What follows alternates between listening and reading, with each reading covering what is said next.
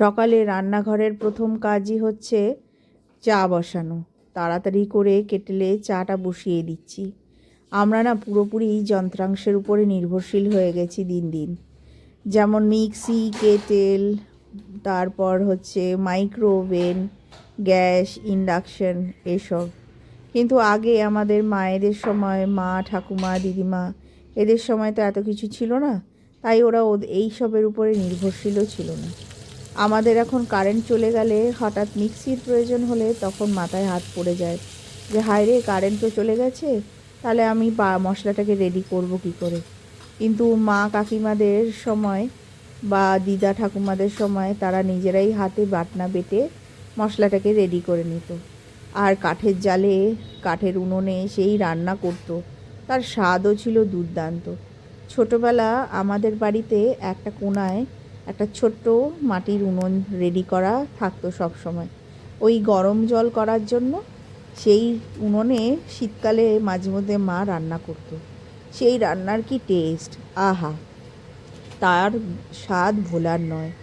তোমাদের সাথে গল্প করতে করতে এদিকে আলুর দমটাও বসিয়ে দিয়েছি। রাত্রে কড়াইশুঁটির কচুরি, আলুর দম আর গাজরের হালুয়া দিয়ে ডিনারটা সারা হবে। আর এদিকে কেটেলে দেখো চাটাও রেডি হয়ে গেছে।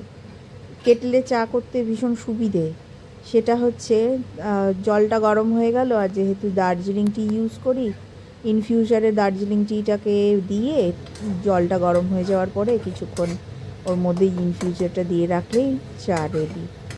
যত যন্ত্রাংশের উপরে নির্ভরশীল হই না কেন, আগেকার দিনের খাবার দাবারের টেস্টগুলো কিন্তু আলাদা। এখন সেই স্বাদটা গ্যাসে রান্না করলে কিন্তু পাওয়া যায় না।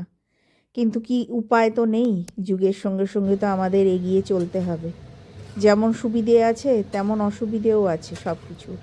তখনকার দিনে মা মাসিদের বা দিদাদের প্রচণ্ড খাটতে হতো। এখন খাটনিটা অন্যদিকে করতে হয়, নানা রকম কাজে আমরাও ব্যস্ত হয়ে পড়ি। আর ওয়ার্কিং উমেন্স হলে তো ব্যাস, তাদের তো অনেক কাজের চাপ থাকে। সন্ধেবেলা এরকম একটু চা করে নিচ্ছি, সন্ধেবেলা একটু মশালা টি করছি, এর মধ্যে একটু তুলসী পাতা আর আদাও দিয়েছি, দুর্দান্ত খেতে লাগে। ঠান্ডার দিনে এরকম ট্রাই করতে পারো কিন্তু।